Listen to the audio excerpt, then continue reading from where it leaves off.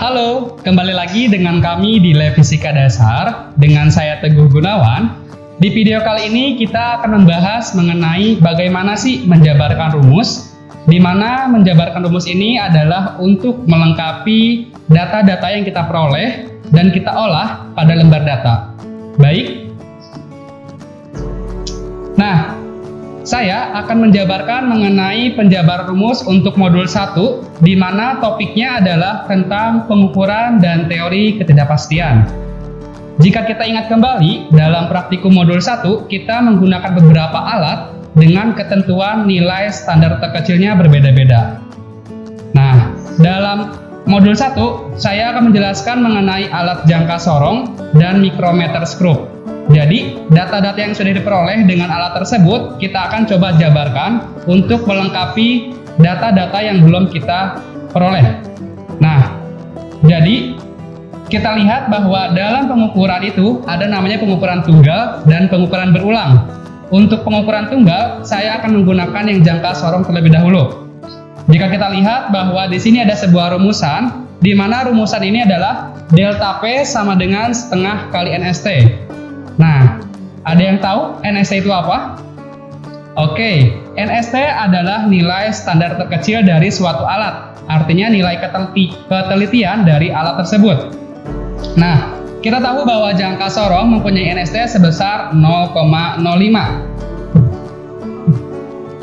Dari ketelitian ini, kita akan cari nih delta P atau selisih dari si panjangnya. Dengan cara kita substitusikan nilainya ke dalam rumusan yang kita peroleh. Jadi setengah dikali 0,05, kita peroleh itu sebesar 0,025. Nah, mudah bukan untuk mencari delta P? Hanya saja mengalihkan antara setengah dengan NST suatu alatnya. Nah, setelah kita peroleh nilai delta P, kita akan peroleh angka penting atau AP. Nah, AP ini diperoleh dari hasil dari delta P-nya. Jika kita ingat bagaimana cara memperoleh AP, ada di video sebelumnya. Jadi, buat teman-teman yang ingin tahu, bisa lihat video mengenai bagaimana menentukan angka penting. Nah, saya ulas sedikit, kita peroleh 0,025. Artinya, ada suatu nilai 0 letaknya sebelah kiri di angka selain 0. Nah, angka 0 ini kita tidak hitung. Artinya, yang hanya kita hitung adalah angka 25. 25 itu terdiri dari dua angka. Otomatis, apa yang kita peroleh adalah 2. Nah, setelah kita mencari delta P dan AP, kita akan melanjutkan ke dalam penulisan, di mana penulisannya adalah P plus minus delta P. Kita menyebutkan P banyak sekali. Kira-kira P yang dimaksud ini apa? P yang kita maksud adalah panjang dari suatu objek yang kita ukur dengan menggunakan jangka sorong. Misalkan, kita punya sebuah panjang itu 56. Nah, dengan P 56, dengan angka pentingnya 2, otomatis untuk penulisannya adalah 56. Ini ada dua angka ya, dua angka penting ada 5 dan 6. Plus minus dengan delta P. Delta P yang kita peroleh adalah 0,025. Nah, karena hanya ada dua angka yang boleh kita tulis, jadinya 0,1. Ya, jadi kita bulatkan saja, atau dengan memperoleh seperti ini. 25 dikali 10 pangkat minus 3. Nah, ini kan ada dua angka ya, 25 dikali 10 pangkat minus 3 itu setara dengan 0,025. Artinya, dalam penulisan hanya ada angka 2 penting. Yang pertama ada 56, 5 dan 6, plus minus dengan delta P-nya, yang asalnya 0,025, kita penulisannya menjadi angka 2 penting, jadi 25 kali 10 pangkat minus 3. Nah, setelah kita peroleh penulisan, kita cari nilai KTP atau nilai ketidakpastiannya. Pasti ya, dalam suatu pengukuran kita memperoleh nilai yang tidak pastinya. Nah, itu dinyatakan dalam bentuk persentase. Berapa persen sih ketidakpastiannya? Nah, kita akan cari dengan rumusnya. Delta P dibagi dengan P, kita kalikan 100%. delta P yang kita peroleh adalah 0,025. Lalu kita akan bagi dengan si P atau nilai panjang dari suatu objek. Itu adalah 56. Nah, kita kalikan dengan 100%. Ingat ya, untuk KTP itu nilainya dalam bentuk persentase. Artinya berapa persen ketidakpastiannya. 0,025 kita bagi 56, kita kalikan 100%, itu diperoleh sebesar 0,04%. Nah, ini adalah nilai ketidakpastian dari hasil pengukuran dengan menggunakan jangka sorong pada suatu objek dengan panjang 56. Ini adalah proses penjabaran rumus untuk pengukuran tunggal dengan alat jangka sorong. Nah, dengan objek yang kita gunakan itu adalah sebuah balok di mana mempunyai panjang dan lebar. Panjangnya 56. Nah, nanti kita akan mencari nilai lebarnya berapa. Nah, setelah kalian mendapatkan nilai ini, kita proses ke dalam nilai delta L, atau setelah panjang kita cari lebar. Oke? Yuk kita lanjut ke dalam pencarian delta L. Baik, kita akan lanjutkan untuk mencari berapa besar sih nilai delta L, berapa sih nilai AP, penulisannya bagaimana, dan seberapa besar persentase dari si KTP. Kita lanjut ke bagian lebar, delta L, berarti delta lebar. Semisal, kita punya nilai lebarnya itu sebesar 18,2, ini untuk lebar. Nah, kita akan cari berapa sih delta L, bagaimana sih angka pentingnya, lalu bagaimana penulisannya, dan berapa nilai ketidakpastiannya. Baik, kita langsung substitusikan saja dengan setengah kali NST. Ingat, masing-masing NST dari masing-masing alat pasti berbeda. Kalau kita ingat lagi pada saat praktikum, untuk alat jangka sorong, NST-nya berapa? Oke, masih sama katanya, karena dia hanya beda di panjang dan lebar. Kita menggunakan sama, NST-nya 0,05. Kita peroleh dengan NST yang sama, itu nilai delta L-nya 0,025. Oke, lihat, karena masih sama 0,025, memiliki angka pentingnya itu sama aja, 2. Yang membedakan di mana? Membedakannya, kalau pertama kita mencari panjang, yang kedua kita mencari yang bagian lebarnya. Nah, lanjut ke dalam penulisan, di mana untuk penulisan adalah lebar plus minus delta L, atau L plus minus delta L. L yang kita punya itu sebesar 18,2. Karena hanya ada 2 angka penting, kita tulis saja, berarti 18. Kita bulatkan, karena hanya ada 2 angka penting. Lalu, plus minusnya, delta L, sama seperti tadi ya, 0,025 kita persingkat menjadi angka 2 penting. Jadinya 25 dikali 10 pangkat minus 3. Ini setara nilainya dengan ini, hanya beda penulisan saja. Nah, setelah kita memperoleh penulisan, kita akan mencari lagi nih nilai ketidakpastian dari si alat ketika menghitung lebar dari suatu objek dengan cara delta L dibagi L dikali 100%. Delta L kita udah peroleh itu sebesar 0,025. Nah, kita akan bagi dengan si lebarnya. Besarnya lebar itu 18,2. Kita akan peroleh nilainya itu 0,027%. Nah, ingat ya, untuk KTP itu dalam bentuk persentase. Artinya, ketidakpastian pada saat pengukuran bagian lebar itu sebesar 0,027%. Nah, ini adalah bagaimana tentang cara menjabarkan bagian untuk pengukuran tunggal. Untuk pengukuran berulang, beda lagi dengan menggunakan rumusan yang berbeda. Baik, mungkin ini cukup sekian ya, sampai pengukuran tunggal saja. Kita akan lanjutkan ke dalam pengukuran yang berulang dengan data yang berbeda dan penjabaran yang lebih komplit.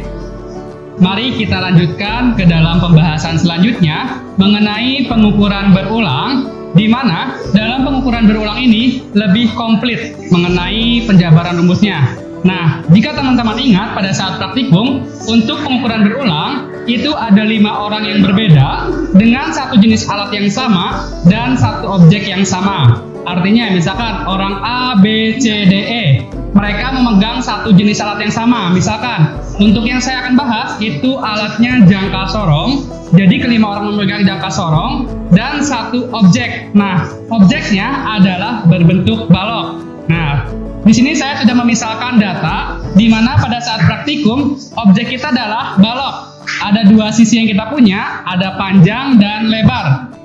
Nah, di sini ada tabel mengenai panjang dan lebar dari 5 orang yang telah mengukur. Nah, untuk orang pertama, dia memiliki atau menghasilkan panjang itu 6,0 dan lebarnya 4,2. Begitupun dengan orang kedua, ketiga, sampai kelima. Terlihat ya, bahwa setiap pengukuran dan orangnya memiliki variansi yang berbeda. Itu tidak apa-apa, karena yang kita ketahui bahwa dalam setiap kali pengukuran itu memiliki ketidakpastian. Jadi tidak apa-apa, tidak usah khawatir jika teman kalian hasilnya berbeda ataupun sama dengan kalian. Itu tidak apa-apa. Yang terpenting pengamatannya harus benar. Nah, dari kelima data ini, kita akan jabarkan ke dalam penjabaran rumus. Nah, terlihat ya, untuk alat jangka sorong, kita akan cari A itu adalah luas bidang, lalu ada A rata-rata, lalu kemudian ada A rata-rata dikuadratkan, sigma A kuadrat, dan yang terakhir kita akan cari delta A. Ingat ya, untuk A adalah luas bidang, di mana rumusnya adalah panjang kali lebar. Nah, karena kita ada 5 orang yang berbeda dengan 5 panjang dan masing-masing 5 lebar, otomatis A yang kita peroleh itu ada 5, A1, A2, sampai A5. Dengan ketentuan, A1 itu berarti perolehan dari panjang hasil yang pertama dikali lebar hasil yang pertama. Jadi A1 sama dengan P1 kali L1. Nah, kita substitusikan saja nilai yang kita peroleh. Misalkan untuk orang pertama, panjangnya 6,0, lebarnya 4,2. Nah, kita tinggal masukkan ke dalam rumusannya. Panjangnya kita isi dengan 6 dan lebarnya kita isi dengan 4,2. Nah, diperoleh nilai 25,2. Ingat, ini berlaku untuk yang luas bidang orang pertama, artinya pengukuran orang pertama. Begitupun orang kedua, ketiga, dan kelima, tinggal hitung saja. A2 berarti panjang 2 dikali lebar 2. Seperti itu. Sehingga diperoleh A1 sampai A5. Oke. Satu kasus terselesaikan nih. Kita jabarkan udah mempunyai panjang kali lebar itu adalah luas bidang. Nah, selanjutnya kita akan cari rata-rata. Nah, rata-rata adalah jumlahan dari A1, A2, sampai A5 kita bagi dengan N. Nah, jika teman-teman perhatikan, N ini adalah banyaknya percobaan, atau dalam praktikum biasanya itu banyaknya orang yang melakukan percobaan. Karena ada 5 orang, otomatis ada N-nya sama dengan 5. Jadi, kita hanya menjumlahkan A1 tambah A2 tambah A3 sampai A5, lalu kita bagi dengan N atau bagi dengan 5. Nah, di sini saya sudah memperhitungkan bahwa sigma A itu berjumlahnya atau hasilnya 125,56 kita bagi dengan 5. Nah, sehingga diperoleh nilai A-nya sebesar 25,092. Oke, ingat ya, itu untuk A rata-rata. Artinya A1 tambah A2 sampai A5 dibagi dengan banyaknya percobaan atau N. Jadi, kalau banyaknya percobaan menyesuaikan dengan hasil praktikum. Semisal, hanya 3 kali percobaan, otomatis N-nya bukan lagi 5, melainkan 3. Oke, di sini sudah paham? Mari kita lanjutkan ke tahap selanjutnya. Untuk mencari A rata-rata, kita kuadratkan. Nah, step kedua, kita mencari A rata-rata ya. Itu sebesar 25,092. Tinggal kita kuadratkan saja. Itu sebesar 629,608. Mudah ya, untuk A rata-rata kuadrat. Itu tinggal menguadratkan aja hasil dari rata-rata yang di atas. Oke, 3 tahap sudah kita selesaikan.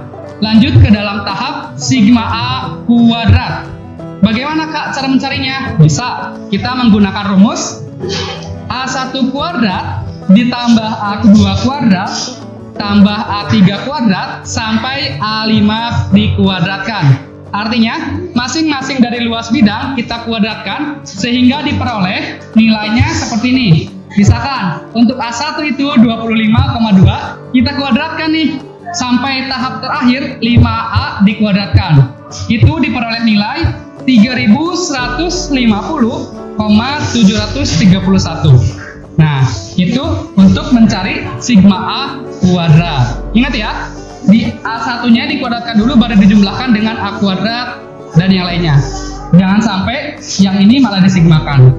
Jadi, kita melihat dari A1 yang kita peroleh, kita kuadratkan. A2 yang kita peroleh, kita kuadratkan sampai A5 yang kita peroleh, kita kuadratkan, lalu diakumulasi.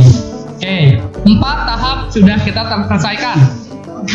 Lalu bagaimana lagi Kak? Tahap terakhir atau tahap kelima, itu mencari delta A. Delta dari si luas bidangnya. Dengan rumus, akar dari sigma A kuadrat dikurangi N kali A rata-rata dikuadratkan, dibagi N kali N-1. Ingat lagi ya, untuk N adalah banyak percobaan. Percobaan kita pada jangka sorong ini adalah 5 kali percobaan untuk pengukuran berulang. Oke. Nah, setelah hasil akumulasi atau perhitungan, diperoleh bahwa akar A kuadrat dikurangi N kali A rata-rata kuadrat dibagi N kali N-1 itu sebesar akar dari 0,134. Nah, ini belum selesai ya, masih dalam bentuk akar. Nah, kita akarkan jadinya nilainya 0,36. Oke, ada A-nya dapat, A rata-rata kuadratnya ketemu, A rata-rata ketemu, sigma A kuadrat dapat, dan delta A juga udah kita peroleh. Lalu bagaimana tahap selanjutnya? Kita lihat. Tahap selanjutnya kita mencari AP. AP itu adalah angka penting. Bagaimana patokannya? Lihat, teman-teman bisa melihat dari hasil delta T. Delta T yang kita peroleh adalah 0,36. Lihat, ada 0,36. Ada 3 angka ya. Ada 0, 3, dan 6. Nah, AP itu adalah angka penting. Jadi teman-teman hanya melihat yang angka setelah koma saja. Berarti ada 3 dan 6. Otomatis AP yang kita peroleh adalah 2. Nah, itu angka penting. Patokannya dilihat dari si delta A. Oke. Nah, tahap selanjutnya itu tentang penulisan.